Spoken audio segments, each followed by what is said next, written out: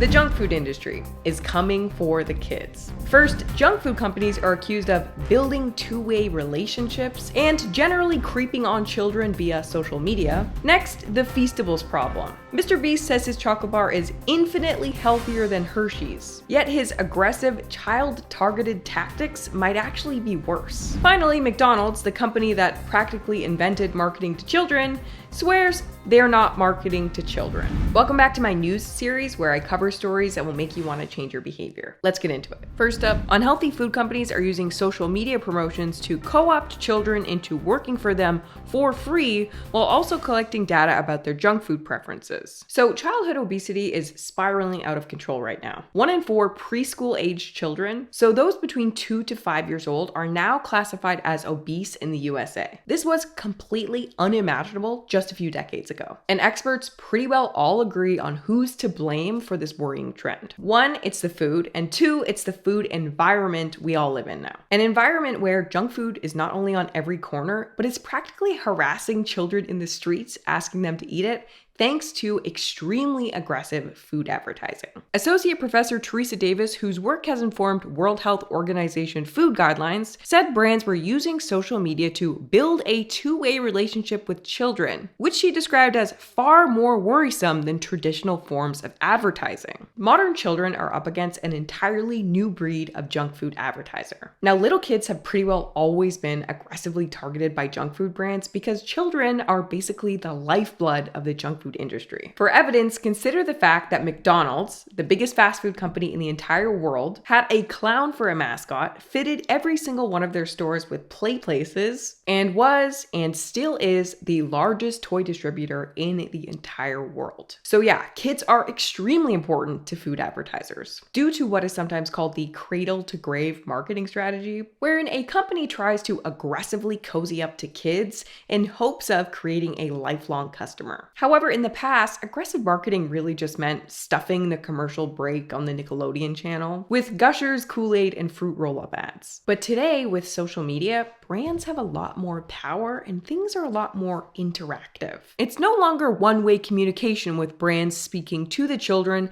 but the child is speaking back, and it is of great concern. Davis described tactics used by the industry to lure children in, such as encouraging children to take a photo of themselves with a particular food product and post it to social media for the chance of winning a prize, including a supply of that food. Kids are very, accessible to brands today. Like I said, 20 years ago, brands could basically just choose between advertising on the Disney Channel or Nickelodeon, knowing they would be targeting mostly kids of a certain age depending on what time and what show that they chose. But with the internet and social media, today's advertisers can target kids directly. They know where they hang out online, and they have such unrestricted access to them that they can now have kids participate in their ads too. To me, it's pretty crazy that encouraging children to take a photo of themselves is legal. Like, under what other context is it appropriate ever for anyone to solicit minors to take pictures of themselves? Hey kids, send me a picture of yourself and maybe I'll send you some candy. I just don't understand how people work in these jobs and come up with these campaigns, and then a whole boardroom full of people approves the idea to have children take photos of themselves and upload those photos online. Corporations are legally people. They have all the same quote-unquote rights and responsibilities as people. But if corporations were actually people, let's think about what type of person a junk food corporation would actually be. About 150 years old on average, raking in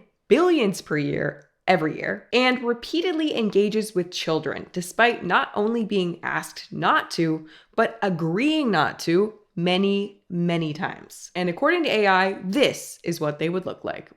In other words, if junk food corporations were people, they would be in jail. Although probably not with that kind of money, am I right? Brands also encourage children to tag their friends in posts promoting unhealthy food products for a chance to win the product for their friends on social media, allowing food companies to collect child food preference data, Davis said. Children are doing the work for brands and for free. In another era, this would be described as child labor. It's so ubiquitous. It's such an ecosystem around children, and they are being used by advertisers in a way we've never seen before. Okay, now I will will say that I feel that the phrase child labor is a little bit over the top. It's not like Oreo is recruiting kids to work in the cookie factories or Burger King secretly has 5th graders mopping the floor. We're talking about kids posting a photo and then moving on with their day. But regardless, it's a level of advertising no child has ever had to deal with before. We're talking about a very smart, very powerful junk food brand embedding themselves into the lives of children around the world, while also collecting sensitive data that will then be used later on to get even closer to that child. And the thing is, most of these companies pledge up and down that they don't market to children. Yet, as they collect more and more data about children and their behavior, their ads get more and more aggressive every single year. Here are some things that I took from this article and another article on things that modern food companies do to target children. Develop online games for kids to play based around their products. Partner with their favorite characters, create their own unique mascots, have junk food placed low on shelves at eye level for children, infiltrate schools in like a million different ways, partner with their favorite influencers, including kidfluencers, plus who knows what else. It's so easy to hide targeted ads now that algorithms are tailor-made for each individual. Even parents probably don't know the extent of what their children are shown online every single day. But the end result is a society where kids are bombarded with messages begging them to eat junk food from the time they can scroll on an iPad, which is apparently extremely young these days. And it's not only white van-esque junk food brands that kids have to deal with online today, but even creators they think they can trust. Next, the Feastables problem. YouTube's biggest creator, MrBeast, continues to face backlash after a recent expose, but there's one big issue that no one's really talking about, and that's the Feastables issue of marketing to children. Because obviously so much obesity and disease comes from the stuff we eat. I wanted to just make a better for you snack brand because I think a lot of the stuff out there is just terrible for you. People are just walking to the chocolate aisle and instead of buying Hershey's, buying Feastables. People who never would have bought chocolate in Walmart are walking to the chocolate aisle specifically to buy Feastables. You're creating a new market. Exactly. Yeah. I'm bringing new customers to the aisle. So if you're unaware of what was going on, which I was until I saw this video, MrBeast, who has an audience of 310 million subscribers, has a chocolate bar brand called Feastables. And his audience isn't just any people, it's hundreds of millions of children, many of which are obsessed with MrBeast and look up to him after watching thousands of hours of his content. And for the longest time, he was viewed as a great role model, a self-made success story of a kid himself who just wanted to make it online. But the backlash stemming from this video, I work for MrBeast, he's a fraud by Dogpack404, brought up the Feastables brand disturbing approach to marketing chocolate to children. MrBeast launched Feastables, his new chocolate brand, back in January 2022. I want to tell you guys about my new snack company, Feastables. They're made with only 5 ingredients, but still taste amazing. 10 random bars are gonna have a mystery ticket inside of them. We will fly you out to compete for a chocolate factory in one of our videos. So MrBeast's Feastables began with a sort of Willy Wonka mystique to it, promising children that if they buy these chocolate bars, they might have a chance to win a trip to MrBeast's chocolate factory and even show up in one of his videos. But this wasn't just any chocolate bar. This was supposed to be a healthier chocolate bar. And he even said he did so because most of the options out there are so bad for us. Because a large part of Feastables' marketing campaign was the fact that it's a better for you brand, that it's healthier for you than Hershey's. Less sugar, only 4 ingredients, all organic. I wanted to just make a better for you snack brand because I think a lot of the stuff out there is just terrible for you. Because obviously so much obesity and disease comes from the stuff we eat. Like Hershey's, for example, there's 10 ingredients, super processed. Our Feastables bars are 5 ingredients, and just all the ingredients are way higher quality. And it's infinitely better than the other options out there. Keep in mind, only 5 ingredients, infinitely healthier for you than the normal thing out there. So MrBeast created the Feastables brand with the childhood obesity and health situation in the US in mind. So he had clearly done some thinking about what it means to sell chocolate bars to children in a world where childhood obesity is an all-out crisis at this point. And I looked up the ingredients in the original Feastables formula, and it was all organic. It had very few additives. It had less sugar than normal chocolate bars, and one of the versions even had quinoa in it. So at least at the beginning, in my opinion, MrBeast at least appeared to be trying to sell chocolate bars to kids as responsibly as one might do such a thing, at least ingredients wise. Now in 2024, MrBeast changed the formula again to where it has mostly the same ingredients as Hershey's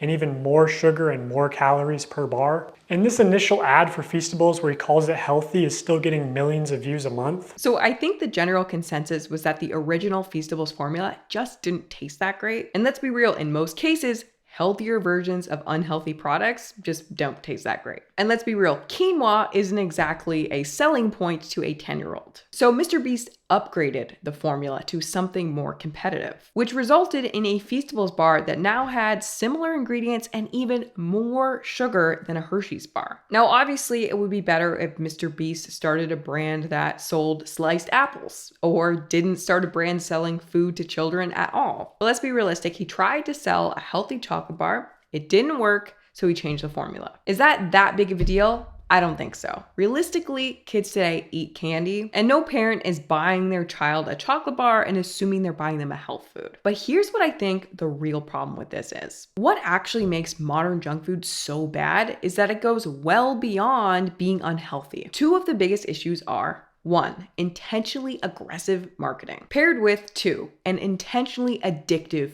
product. So to me, the problem with junk food is not that it exists and it happens to be unhealthy and kids have access to it. The real problem with junk food is that you have brands utilizing food scientists and behavioral scientists to create addictive products and then sell these products with addictive ads in a literal attempt to get every last person not only buying their products, but hooked on their products. And then you have this whole ecosystem of all these different people doing this from birth, and you can see why we end up in a situation where childhood obesity is spiraling out of control. This is what makes junk food companies evil to me. It's not that they sell a product that happens to be unhealthy, it's that they're trying to addict you to it. They're trying to get you to eat as much of it as possible in a world where childhood obesity is out of control. And MrBeast, in his own words, claims that he started out trying to be better than Hershey's for this exact reason. I wanted to just make a better for you snack brand because I think a lot of the stuff out there is just terrible for you. Because obviously so much obesity and disease comes from the stuff we eat. Infinitely healthier for you than the normal thing out there. However, if we take a look at his behavior, MrBeast's marketing is by far the most intentionally aggressive marketing directed towards children around,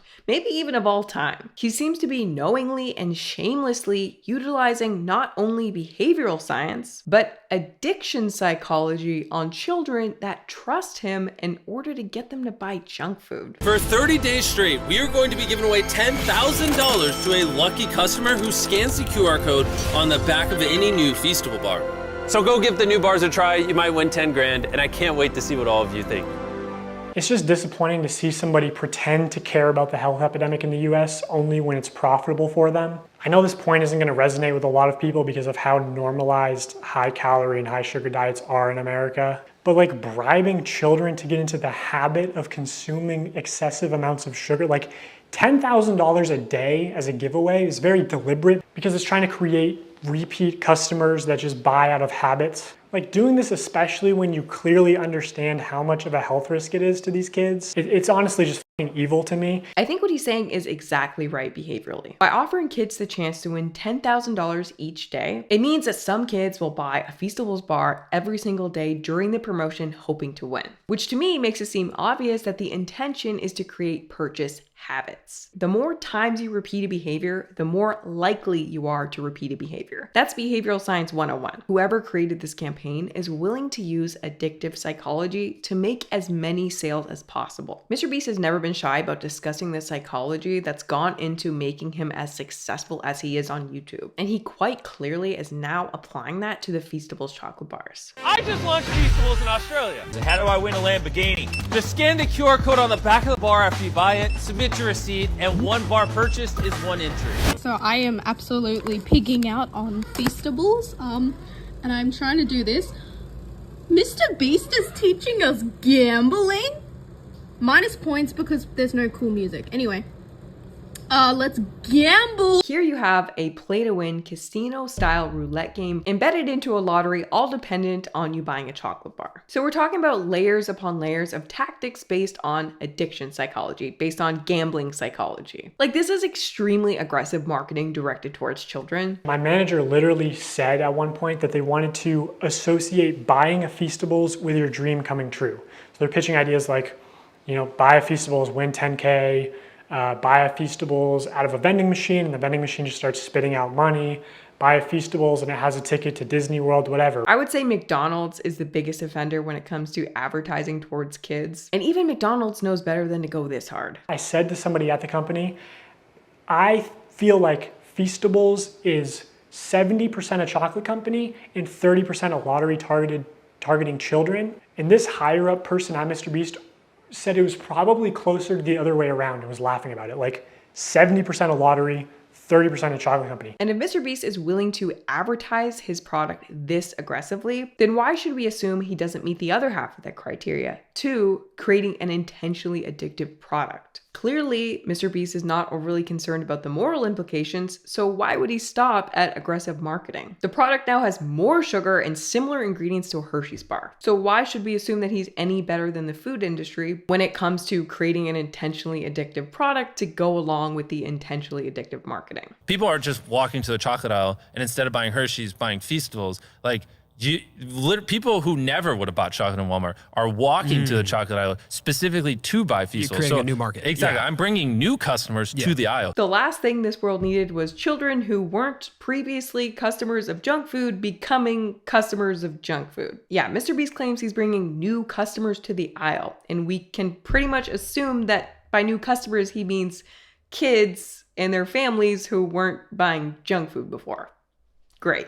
Just what we need. And finally, a McDonald's Despicable Me commercial was axed for accidentally violating child marketing regulations. A McDonald's TV ad running in Australia was recently pulled for allegedly promoting unhealthy food to children. So McDonald's, the company that practically invented marketing to children via the Happy Meal, the McDonald's Play Place, and generations of epic toys partnered with every child's favorite movie franchise. Well, that McDonald's recently had to pull one of their commercials because a review panel determined that it violated Australian regulations on marketing unhealthy food to children. The ad showed some kids in Minion costumes playing and was promoting McDonald's new Despicable Me campaign, which involved 12 Minion-based toys and 3 Minion-based desserts. And if you've somehow never heard of Despicable Me before, it's like the biggest animated kids franchise of all time at this point. And children are obsessed with the Minions in particular. McDonald's entirely refuted that the ad breached codes because from its perspective, the ad is aimed at a parent/adult audience. Whilst Happy Meal does have an appeal to children, the overall advertisement and products shown, including the dessert range, also have a significant appeal to an adult and family audience, McDonald's statement said. The language and music used also speaks clearly to parents and families rather than children. It is clear that the overall appeal and theme of the advertisements is targeted principally to an adult audience who would go to McDonald's with their family and buy a treat for themselves and a Happy Meal for their children. So McDonald's is saying that it is clear that an ad promoting toys in the most popular children's franchise of the last 20 years is not directed at children. Kids are like rabid over Despicable Me. The Minions in particular are like Taylor Swift for toddlers. Kids literally get dressed up in Minion costumes to go see these movies. And they're probably foaming at the mouth over these 12 limited edition Despicable Me toys. McDonald's always had pretty epic toys. They are scary good at what they do.